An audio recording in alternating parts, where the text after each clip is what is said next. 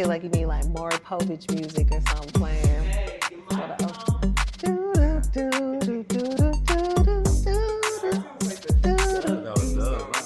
Should it be up? Is it gonna be up there too?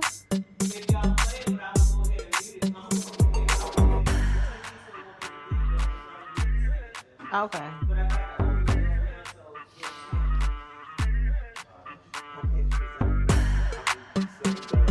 It's okay. We're gonna edit this part out.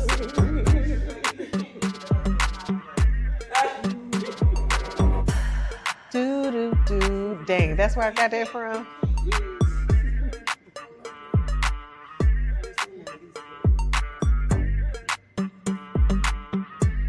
Amazing.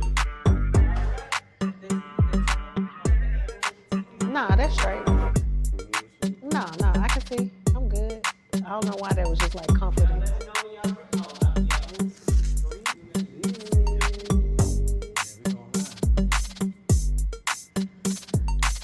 Should I start talking? Yeah. Okay. All right, y'all. Well, welcome. Wait, am I talking to the camera or are we talking to each other? Okay. Welcome, everybody, to the Elevated Food and Wine Festival speaker panel.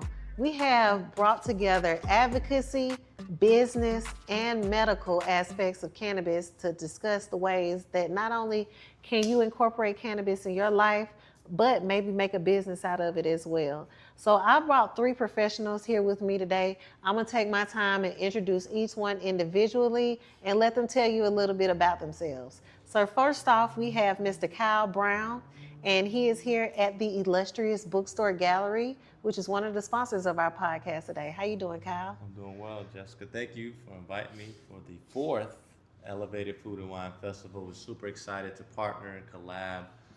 We've just seen it grow over the years, and I really appreciate the work you're doing and creating this platform for us today. Thank you. So tell everybody a little bit about yourself and about your about the Bookstore Gallery. Okay, cool. So yeah, my name is Kyle Brown. I'm the CEO and founder of the Bookstore Gallery. Literally, like the Elevated Food and Wine Festival, this will be our 4th year of being in operation. Congratulations. Yeah, thank you. You know, it definitely takes a village. Right? We wouldn't be here without the support of the Castleberry, downtown Atlanta community, and all those that travel to Atlanta and understand that we do provide a safe space for our people to commune, receive education, host events, as well as become a member of our society here in Atlanta. Okay, well, I appreciate you being here. You guys make sure you check out Bookstore Gallery when you're in Atlanta. Now, next on the panel, we have Dr. Jenna Russell. Mm-hmm. I'm sorry, Dr. Jenna Russell. Mm-hmm. I do that every time. It's all good. Thank you so much for being here on the panel. Super excited to be here. This is just amazing to be in spaces with people who, you know, are often told that we're never going to be able to be in this, in business for one, and then in the cannabis industry for another. But I'm a national board certified health and wellness coach, and I empower sad individuals, stressed out, anxious, and deeply depressed individuals to use cannabis in a more, cannabis consumers, people who are already using cannabis, to use cannabis in a more meaningful way so that they're not just looking for automatic relief and they're actually intentionally building their healing. So I'm super excited to be here. I'm the owner of Urban Holistic Healthcare, and I'm also launching 2 books soon, so I know we're going to get a little bit. Okay, congratulations. Well, I can't wait to dive into that because I know people, if it's one thing, people need to learn all the different ways they can use this plant. That's right. And last but definitely not least, we have Miss Sheena Roberson. How you doing, Sheena? Okay. So tell us a little bit about yourself. First of all, thank you for inviting me out to speak, as I know how much work goes into creating spaces like this, especially for our community, and making sure stories are being told authentically and organically. So Amen. I appreciate you, and I'm grateful for you. I am Sheena Roberson, founder of Cannabis Noir, which is a platform dedicated to creating safe and equitable spaces for Black and brown folk.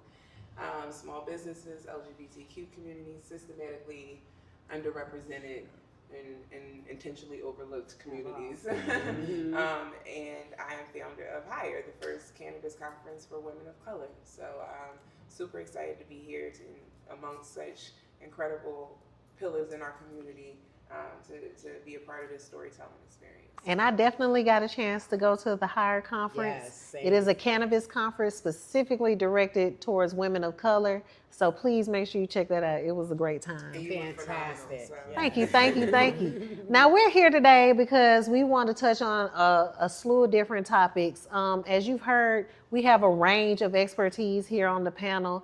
And one of the things about Georgia that makes us so special is the way that it's kind of like they ride the fence on access for patients. Yes. So when it comes to patient access, one of the things that Bookstore Gallery really brings is education on top of just providing a place to find the products. So what is one question that you feel like your patrons come in and ask you the most when they're trying to figure out what's the best thing for them? I would say, we never want to put anyone in jeopardy who have a good paying job that tests them regularly, right? That so part. they always come in like, I want to do it, but I get tested, right? Okay. So typically we would sway folks to use something that is not full spectrum, so it will not have any of the THC properties or Okay. cannabinoids in there.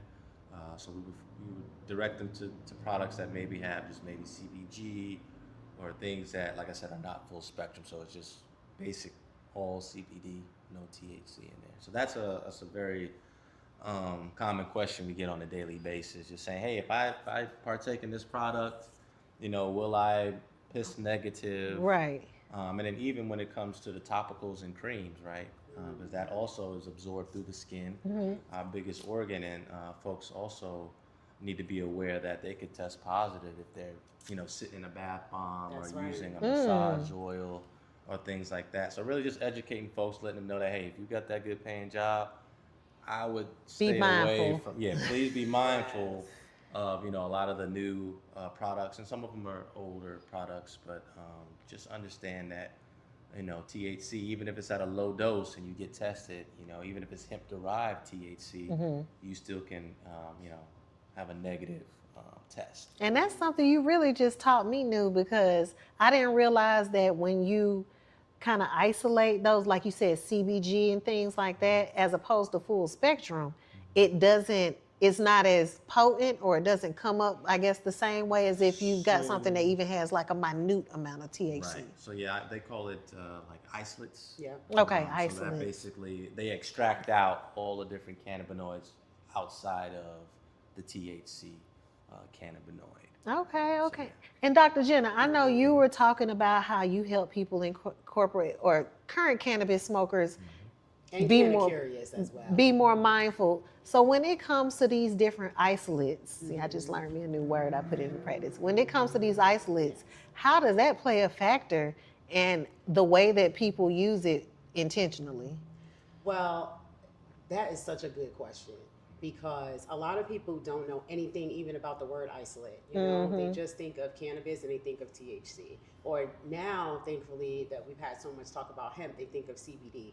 They don't think about any of the other 100+ cannabinoids that the plant has. We're just getting into tapping into a few of them. Okay. But it's very important to understand that, because depending on the disease or the illness or the what you're trying to overcome, whatever the mental health, depending on what you're trying to overcome, depending on the cannabinoids that you use, you may be affected in different ways. So for instance, a lot of times people are looking for help with mental health, and they use a lot of high THC products, not understanding that THC is not the devil. However, there are other aspects to the plant that you can incorporate in terms of terpenes, in terms of isolate. I'm thinking of the other cannabinoids, in order to actually help you, because for example, with the depression, you may be using a product thinking that it's helping you become more calm, when in fact it's actually making you more anxious. And a lot of people will tell you that they don't use cannabis because the first time they used it, they were so anxious, and they've never tried it again. And it's because they may have used a high THC product, or they may have used a product that had a range of other things, pesticides, laced with And all of kinds that plays a things. factor in how it makes you feel too. So making sure that you have clean cannabis or hemp That is a big deal. can make a bigger difference than just your lung health. It could Yes. play a part in your mental health. Definitely. And I feel like that's something that I had to learn as well when it comes to using, because I use a lot of THC, but then once I realized that CBD played a big role in how what that entourage effect. That's right. And That's so right. like too much THC, like you were saying before, just asking, okay, what's the highest percentage? That wasn't effective because I am kind of a naturally anxious person. Yeah. So learning stuff like that makes a big difference. And see, that just goes back to education. Definitely. Access equals education, which equals a more responsible consumer. Yeah, definitely. And so, Ms. Sheena, I know that with Cannabis Noir, you've had a chance to interact with different people from all over the country. So not only here in Georgia, but up in the Northeast as well, where y'all have a much more developed cannabis industry. How much education have you incorporated when you do these programs, and what is the feedback that you get from the people who participate in these? So, I mean, education is kind of like the root of, I think, all of the things that we do. We're, you know, the entire platform was founded on the idea that, you know, I felt like a lot of quick story, I went to a cannabis conference in 2018 that happened in my city, in Philadelphia, and I was super excited because I was like, oh my God, it's a weed conference. So I'm like, you know, I'm ready to go and like buy weed. Be with my people. Smoke things. And, like, see what new weed is out. But there was none of that. There were a bunch of dispensaries, a bunch of law firms, a bunch of nonprofits, a bunch of people who did not look like me, discussing what the entire industry was getting ready to look like. There were none of us there. Yeah. Wow. Yeah. The people who were there that did look like us were athletes for care and women grow, who were all the way in the corner. Wow. Like very far in the back. And right then I was like, I won't go tell everybody. They're trying to hide it because I'm telling everybody. Like they're trying to keep this a secret. They want us to know because there's no way this room is full of people. Yeah. I mean, to the max, the convention center, and none of us know, right? Yeah. And then I realized, well, obviously, this is one of those instances again where if we are not part of the foundation of it, if we are not educated, if we don't have access to resources to learn how to be indoctrinated into this space in a proper way, that we'll lose ground and footing in perpetuity.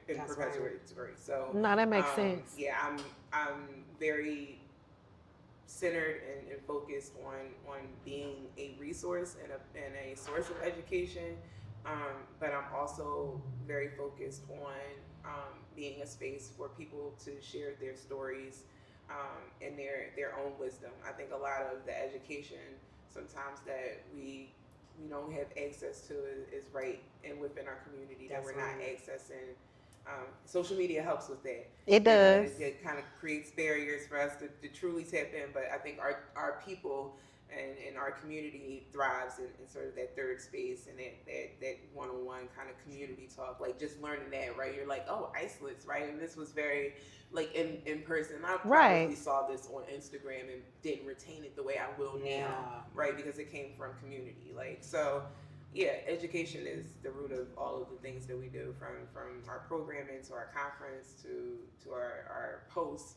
Everything is centered around making sure that we're storytelling and creating spaces for storytellers. Well, I've seen firsthand you definitely do that. And I think access is education in itself, because not only are you making people comfortable getting to the information, but they see people and they don't feel so far removed from it. Right. Yeah. Because I can speak for myself. I grew up in the OG cannabis era here in Georgia. It was very red doggish, very scary, you know, and so to see these spaces like the bookstore gallery, like the higher conference, you know, it makes me feel more comfortable that there are people like me who are able to thrive in this industry and not just, you know, try to find the benefits of the plant while feeling like you're under scrutiny every time you walk out the house. Yeah. You know, so, and I know you were saying Bookstore Gallery has been here for 4 years. I've seen so many people come and go in here. Yes. Now, one of the things that I love about the Castleberry Hill area is that it is very focused on our community. Now, it's inclusive. It's a very inclusive space where you see people from all walks of life. But do you feel like you found a majority of minority people to come in? Or do you think it's been kind of it's attracted people from all walks of life, like we said. So the beautiful thing about this plant is it doesn't discriminate At all. So as you can imagine, we see folks of all different shades, backgrounds, sexes, of course, and that's, of course, Castleberry being a predominantly black neighborhood. Well, I would say 80% at one point, 80% of this neighborhood, 80% of the businesses were black owned in this neighborhood. Wow. Which is, it's something you can't say anywhere else really in this country, right? That 80% of your neighbors or business owners are African American. So that's special in that we standing on, the energy of Herman Russell, right? Another huge. It's a good legacy here in Yeah, Atlanta. huge leader here in Atlanta, and what his family has been able to continue to do, and providing opportunities for individuals like us to open these.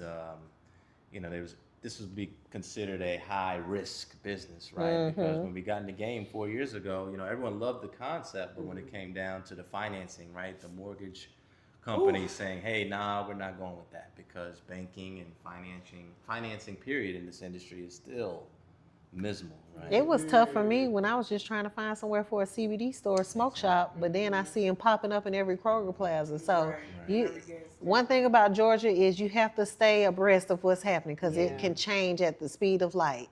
And we just saw that with SB 220 That's right. finally passing. So Georgia finally has a legit medical cannabis program before. Did any of y'all know what it was called before? The low THC. Low THC oil. Okay, the low THC oil program, which made it, to me, I felt like it turned a lot of people away. Yeah. But as far as people registering for their medical cards, which you can register here today at the Elevated Food and Wine Festival. I need to do that. Courtesy of the Georgia Medical Cannabis Society. So we'll make sure everybody gets signed up, has access. But how do you feel like the medical card program is going to affect people's ability to access health care? Do you think people will be open to it, or you think the history of it is going to make people just kind of like, they have a bad taste in their mouth and it's not going to go away? So I think along with the new legislature here in Georgia, we need to look at the United States new legislature. Oh, man. Scheduling. And so I think that this is a lovely conversation when we're talking about the medical space, because while I do want decriminalization altogether, descheduling altogether, we have made some strides, because even though we all know there's medical benefit to cannabis, the law said there was not. Right. Even though people were selling medical cannabis all over the country, the law said there was no medical benefit. So at least we know there's medical benefit. But I do want to bring attention to something. Ever since we've had the recreational, which I don't like to use that word, I like to say adult. Because how do you separate? But anyway, go ahead. Medical is what broke the door open on the industry, and medical's been left behind.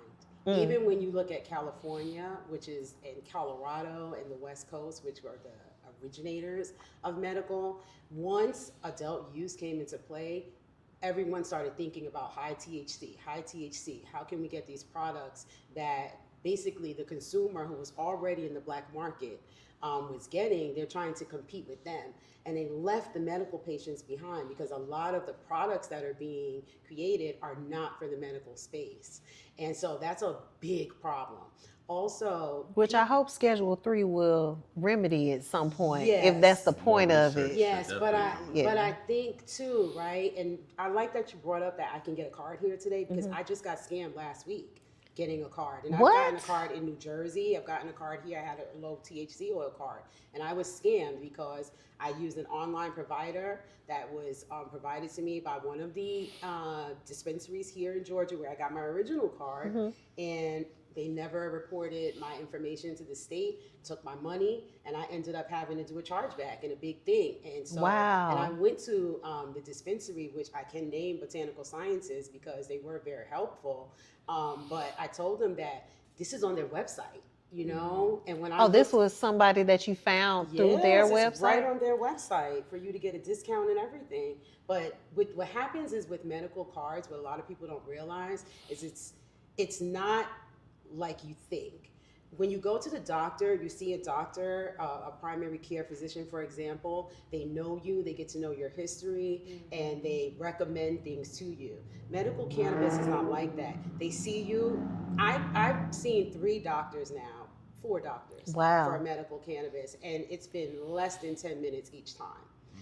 And each time gets worse and worse. And I feel like the doctors aren't as properly educated as they should They're to not even at take it all. seriously. And then also, they're not even the people who recommend you for the card.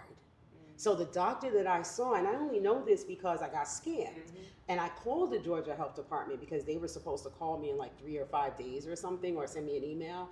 And they told me, no, the last doctor that we had was a male doctor. I saw a woman. Wow. So that's a big thing that people don't understand. The doctors don't understand medical cannabis. So that's one of the reasons I'm so glad you brought that up. I go to conferences all over the country as well. And I went to a conference in Florida. It said medical cannabis. I don't know why I didn't think doctors were going to be there. Like, I don't know what was on my mind, but I went all the way to Orlando. And every single person, besides Dr. Terrell, he's always in Atlanta. Yeah, I've seen He was him. one, and there was a woman doctor as well. They were the only 2 non-white, not even just, there were no Asians, there were no Hispanics. I mean, I'm Hispanic and black. We had another thing to talk to, but there were white. Representation was lacking, And there basically. was a lot of white men.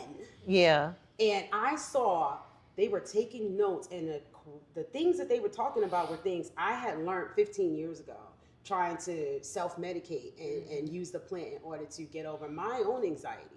And so, it sounds good, but that's why it's important that we have these conversations, because in terms of medical, it's not taken as serious as something else. I don't even have anyone who can give me recommendations on isolates or different things that I should be using. The first medical doctor I saw in New Jersey, which they ended up becoming legal the month after I left. Oh, And man. I had to go to therapy. We went up there. It was nice.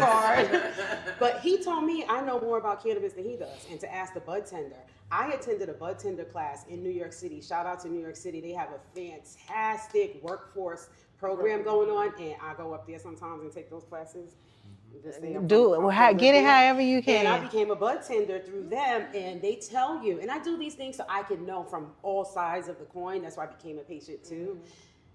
You can't give health information as a bud tender, but people are all shouting out their bud tenders. They're not health professionals. But I think that's why you need a medical program. Yes. It's so that I feel, in my opinion, it's just little on me, but in my opinion, a medical program is so you can focus specifically on how cannabis can help medical ailments. But it's not, because there are medical programs in California, in New York. I told y'all. Well, I'm just saying it should be. It should, yeah. And so speaking of other states, Sheena, you said you were in Philly, right?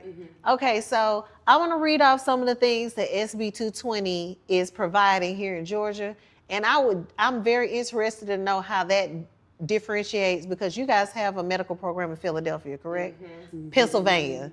Okay, I always get the two. So SB 220 allows plant material via vaporization, even though I don't know how they're going to monitor how you choose to consume the plant. Milligram dosing system as opposed to the percentage that they were using before, I'm assuming. Expanded conditions, so more health conditions can qualify you for the medical cannabis program. And stronger oversight, which basically means micromanaging the plant even more, even though they're trying to cosplay as giving us more rights. So we're trying to take it as we can get it. That's right. But compared to Pennsylvania's medical program, does it feel like it's about the same, or do you feel like you guys have a little bit more? So I think our market is a lot more mature. So the availability of what we have and what our market looks and feels like stamp maturity versus what's going on just here. been presented. Yeah. So, but what I will say though, as it relates to these new things coming out,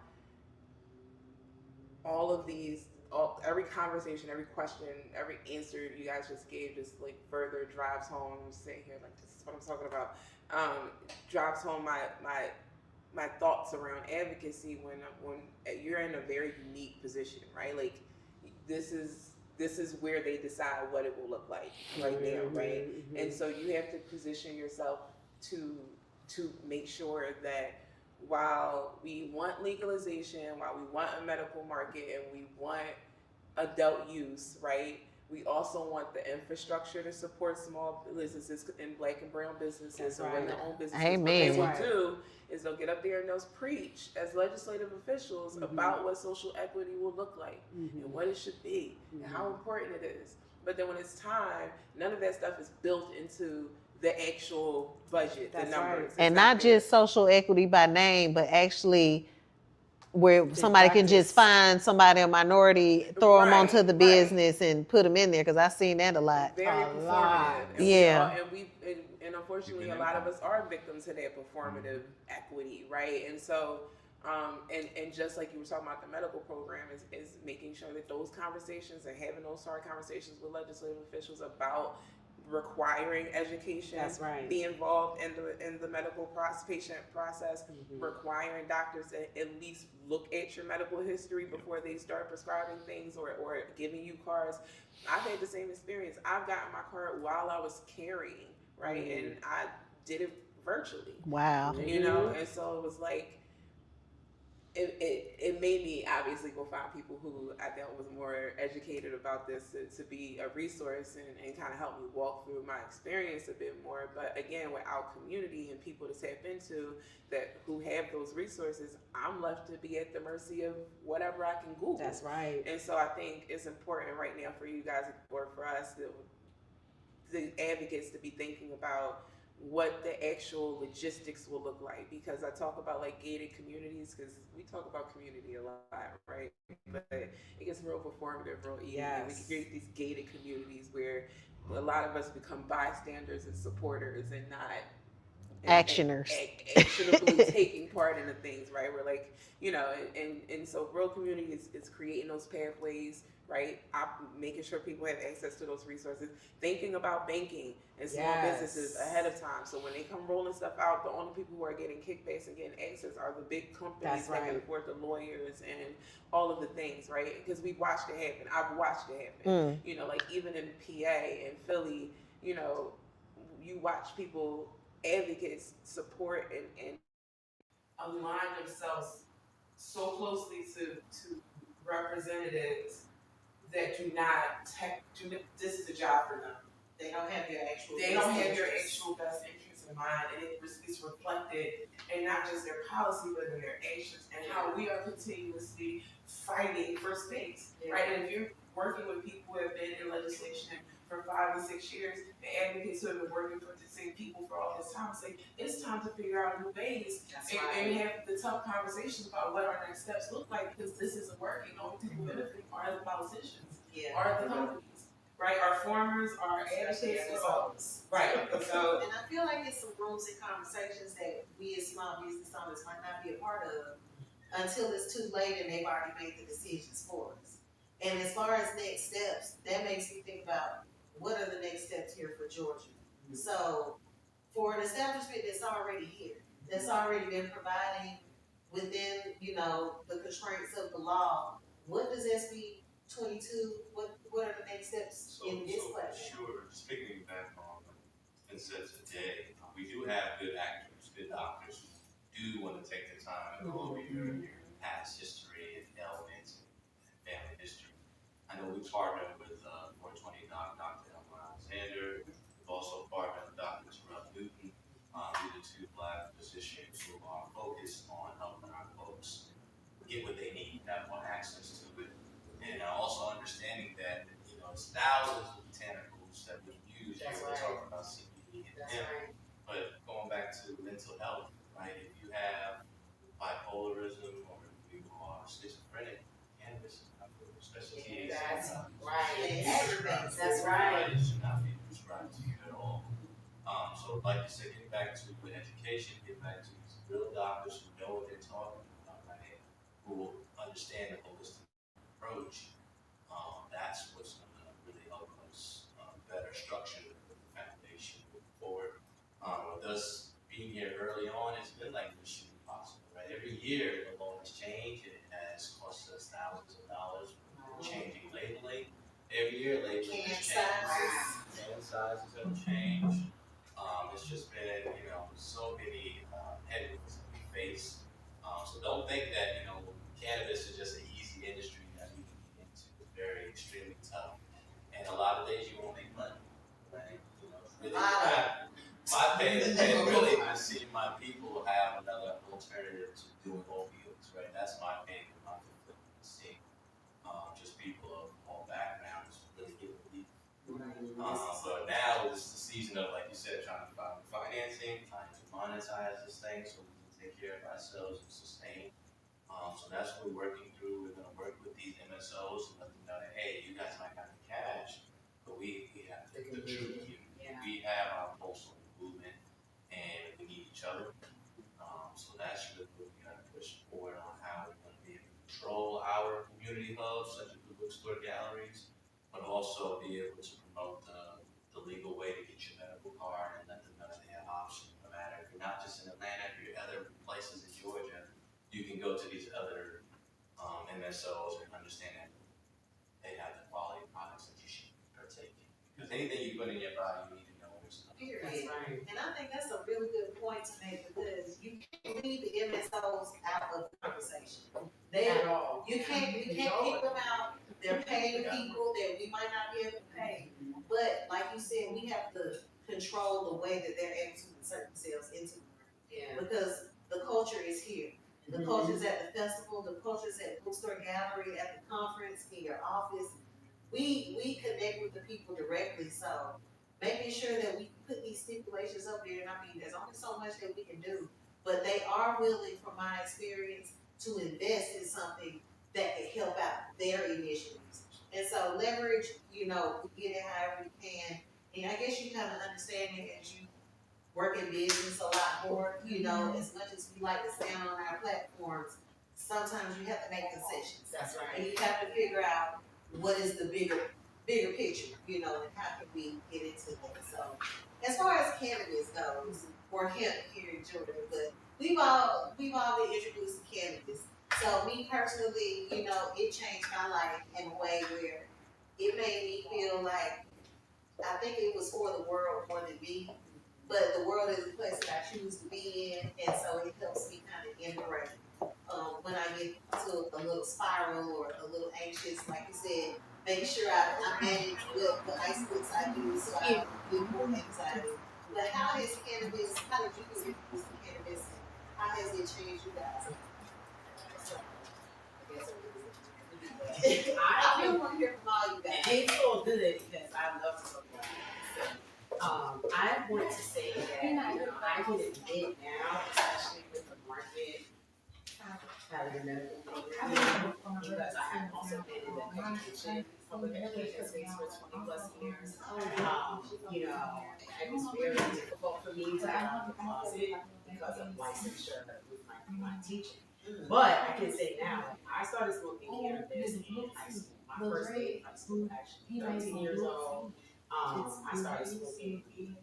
And that day, I realized that there was a way for me to slow down, for my mind to slow down, because in recent times, people are talking about ADHD. We're having a lot of these autism and spicy conversations.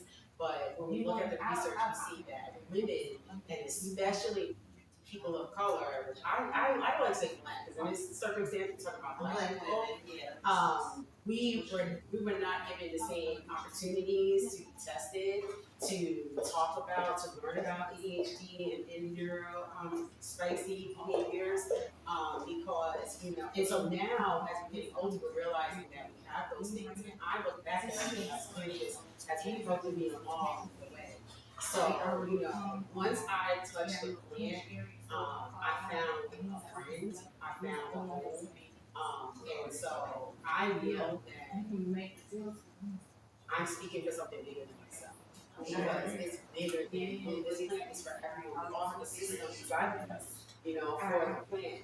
But also, I think that it's important for us to know too that with the cannabis, there are also other practices that you have to bring about. Because even though I was using cannabis at 13, I didn't know about a whole bunch of other holistic practices. And so when I started having really bad anxiety to where I ended up in the hospital for my anxiety. I ended up having to relook at how I was practicing cannabis. So what are a couple of those holistic practices? Just give us a couple of Okay.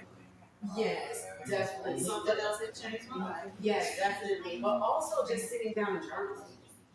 Just sitting down, taking a moment. Sometimes we smoking or we're doing what we're doing, and we're still doing other things. But actually being mindful about your practice, I think that is a really really big thing that can shift your practice and really bring you towards that intentional thing. Because a lot of people, we hear all the time, cannabis, saves lives, and it does. But how many of us know people who use cannabis and they still commit crimes? They still like it can't be the end all be all. And just like psilocybin, just like you said, that can go the same way because I get so antsy when I hear people who use psilocybin, but To me, that's not a party thing. It's not. It's something that kind of raises your self-awareness. That's right. You know what I'm saying? And takes you wherever it is your mind tells you that you need to go. So I just really want, again, and I keep saying the same thing, access equals education, because I just feel like when people know better, they do better. That's right. You know what I'm saying? So I lost track of where I was. Start smoking, right? Oh yes. My bad. Because we go deep down the rabbit hole. We went deep down the rabbit hole. Oh yeah. I genuinely forgot what the question was because I was I'm thinking telling about all you. the different things. My head went to so many different places. How did you fall in love with the plant, Miss Sheena? So I was not a traditional smoker. Like I smoked like my maybe sophomore year in college. Okay. Regular Regular young Yeah, people. that's Yeah, it's not like I know a lot of people are like, oh, I was smoking since high school, and I could not imagine. Like I was such a you would never catch me smoking. I honestly, and it's funny because I grew up in North Philly, 24th and Lehigh. I'm from North, like. Okay, North Philly. Yeah, That ain't where Will Smith was from. No, that's not where Will was from, bro. Like that was just a little different from where Meek is from. Oh, okay. Okay. But Heard. seen, felt, right? My neighbors, they outside drinking 40s or OE and St. Ives with the weed. You know what I'm saying? They all got Newports. You know what I mean? They sell them there out the crib. You know what I mean? Like you can get it from any corner. And I was walking around with "Kiss Me, I Don't Smoke," Great American Smokeout campaign. Oh my God! Not you was the Dare poster child. Sign my list. Wow. They're looking at me like, girl, if you don't get off my side, what's your bullshit again? It was when your bullcrap again, right? Like, what are you like? These people go through. You good? This is a cursing platform. Okay, she's going through 2 packs of Newports in a day. What if I get off telling her for a sticker, in exchange for her to not smoke these Newports she just got with her Pepsi? Oh Lord. I dare not, right? And so it was like for me growing up, it was like it was always made out like bad, like it was associated with hustling, heavy drugs, heavy drinking, bad guys. My mom told me not to steal a VCR. Right? I know. So when I spent a lot of time in my life telling people like, y'all need to stop doing that. They used to be like, girl, shut up, we are fine. Like y'all need to stop doing that. And then I got to college, and shout out to Birdie, Tamika Ruffin. We went to the Sigmas again. Okay. Shout out to the Sigmas. Okay. We're drinking blue juice. We're having fun. I gave Piss a blunt. And she's like, you with me. So it's time to bust that blunt cherry. And it's pretty much. And I take a hit, and I'm just like, immediately, it's like, that guy How High whose bike gets run over. I'm like that. I'm just like, what? All this time? You lied to me about what this was? Like, I felt like, like so betrayed. I felt so bad to all the people that I have harassed and berated over the years for this. But I realized a lot of my anxiety, my past traumas, PTSD, all of the things were were manageable in ways I didn't think before once I started using it. And so, you know, at that age, it was an interesting time in my life, but it was also like it was an opportunity to see for myself how like firsthand propaganda can be like. I mean, I got this in school. I was in middle school. I was in high school. They're teaching me this. They're telling me they'll give me free pizza if I bring. I mean, indoctrination is real. You know what I mean? And so nobody told me though that slaves were the ones pulling the hemp to make these ships and cells and these uniforms in the war. And technically, I got blood equity in this, and it belonged to me anyway. Okay. But I didn't know that. So I'm here trying to get people to stop. So yeah, I that was my shout out to Birdie. She was the real one. Well, that's what's up. Well, I love to hear that because cannabis has definitely been an influential part of everybody's life that we've come in contact with through our own different platforms. I just want to tell you guys, I appreciate you for how you bring cannabis to the forefront, make it accessible for people, and teach them how to use it in the best way possible. Hopefully we can explore some more of those ideas here at the Elevated Food and Wine Festival. We need these platforms. We gotta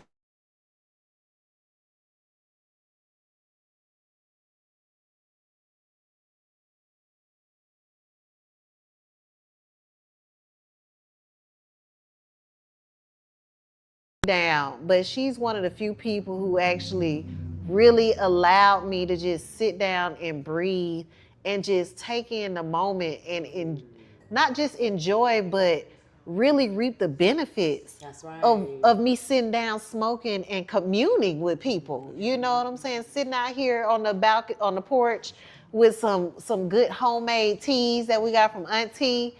And it just makes all the difference, and it just allows me to really feel what I want to feel and realize how it affects me.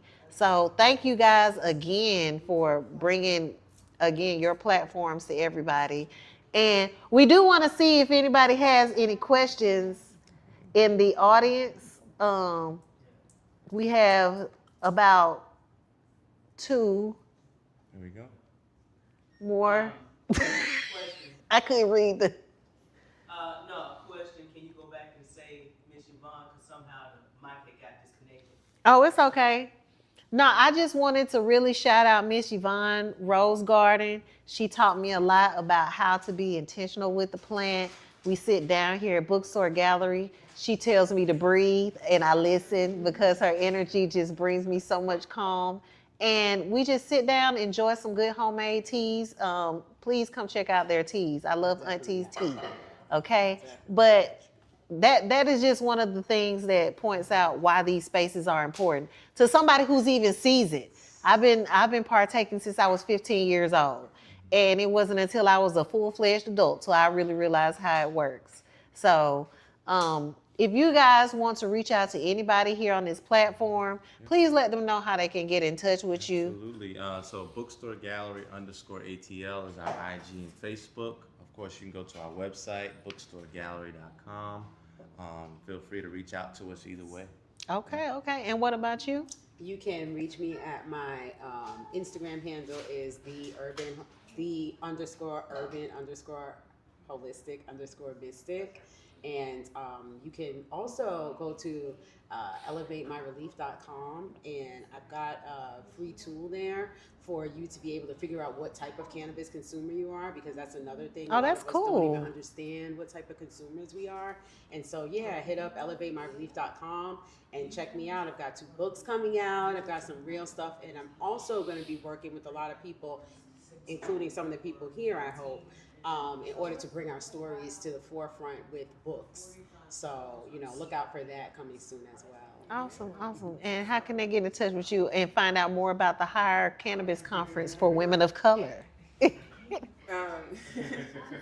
see how I got that right? My turn. I'm sorry. But you can find us on Instagram at cannabis_noir. That's NOIRA. And official WOC conference for our higher page. Our conference is in Philadelphia, July 24th and 25th. It is my love letter to Black women and to women of color in this space. for continuously making spaces for us that we feel safe in and we can show up in and being resources and the pillars of this industry, constantly the ones with the capes on in the space, and always making it look easy. So I encourage everybody to be a part of it. Everybody is welcome to join us. I'm also doing a Dine and Dialogue event on June 20th for men. And actually, I would love for you guys to be a part of that conversation, actually, and join us. It's Black men and PTSD, mental health and anxiety, exploring if cannabis is a crutch or a answer to exploring mental health and to understanding where your all of this is founded from. I think a lot of times, like you said, it's all about intention and using it properly, but a lot of times we don't look at it, cannabis as like the magic bullet and not like a tool in the tool Guilty. box. Right. Yeah, dude, you know what I mean? Like, and it's faster, it's easier, it's more convenient, it's more, I can do this right now and it will fix things for the immediate, but we do have to think about why we're here, what we're doing it for, and like what happens beyond the immediate. And for men, sometimes that's more difficult. So we have Black men in safe spaces that they can have this conversation. So I definitely would appreciate y'all. Man, that's Thank why you, we thank here, you. literally. Because listen, we're in Atlanta. Man, The and this face is of the cannabis Mecca. Needs to look like us. That's right. right. That's That's right. right. It's ridiculous. The Right. hemp beverage conference, that kind of blew me a little bit. You know what I'm saying? But it's also, again, the organizers play a big role in the participants. And So us being at the forefront, like, and you said something really quickly. You said, like, well, we have to make the concessions, we have to figure the things out, but we also have to be real strategic about lessening our dependency on them. That's right. Oh. Using each I wanna talk other about that. in That's ways another that we conversation. don't need them as much. Because That's what right. happens is we can't be here and ask people up here or demand like equity. It's That's like, right. this is like your Yeah. kid coming saying, "Let me go to sleep at 9." It's like, go that's to where that sleep leverage now. come in. Right? Until they're like, there's That's right. a intersection of like, okay, they don't need us for the farming, they don't need us for their grocery stores, they don't need us for their child care systems, they don't need us for all of these different things. They're found banking loopholes, they're finding ways to cut the marketing and the production people out. They have their own, like they're figuring out how to not need us as much, which is giving them more leverage, right, to have these conversations with us. And that was a culture. Atlanta's a perfect place, dude. Culture, community, y'all. This cannabis Capital. led movies, music, everything. Like you literally, they are building the industry off of our swag. And they're That's the the epicenter of the swag. That's the So thing. there's no reason not to use this and just mobilize this. And you have every single tool at the tool belt. It's just we have to eliminate ego. We have to eliminate scarcity mindset. And we have to think about how it works actually logistically. Because performatively, community sounds good, but in actuality, it's really hard. So. And we also have to think outside of the box. Yes. Because of the way that we've been programmed in this country, not just us, but including us, we tend to think that you need to follow certain steps. In this space, we're talking about doctors. They don't have the grip in this space because they don't have the information. The nurses don't have the information. They're just teaching each other the information. That's why I decided to become a cannabis health coach, because that's a space that we can get into for very little money, and we can be in the health space and doing things with a license. All that Cheyenne Bryan stuff coming out. There is licensure in health coaching. So we can do that for a fraction of the cost of becoming a doctor. In 6 months, you could become a health coach, and you could be helping people in the And community still be able to make an impact. without asking a doctor for anything. Wow. Even though we can work with doctors and should work with doctors, but in the meantime, in between time, when they don't know, we do, and we should be sharing that knowledge through a professional lens, and we can all do it. Correct. Because they don't know about the endocannabinoid system. At all. And they didn't went to med school. Which is They don't basic. teach that, That's which is so right. crazy That's to me. right. Right. So, That's like- but just one other tool, just if you have any ailments or looking for how cannabis may help you, you can go to cannabis.ao, and that has all different type of 20,000 plus medical articles about this plant. A lot of them are coming from other countries, of course, but with the rescheduling, hopefully we will have more research done on this plant and how it can really help people with all different ailments. And tell me more about this directory, cannabis. Yes, cannabis.ai. I'm sorry. Cannabis.ai, Yes, okay. you can go there. It's a full database. It's free. And like I said, it's thousands of articles, not just here in the U.S., but all around the world.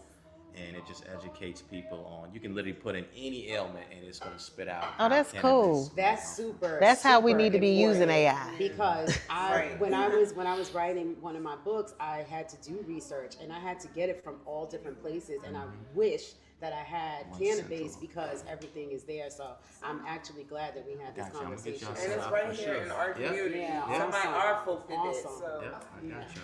Well, I want to give a special shout out to the Georgia Medical Cannabis Society, Yes. who helped us not only produce this, but is providing access to medical card, Georgia medical card discounts right here at the Elevated Food and Wine Festival. And if you go to their website, and it will be posted at the bottom of this podcast, but one of them is GMCS Policy Hub.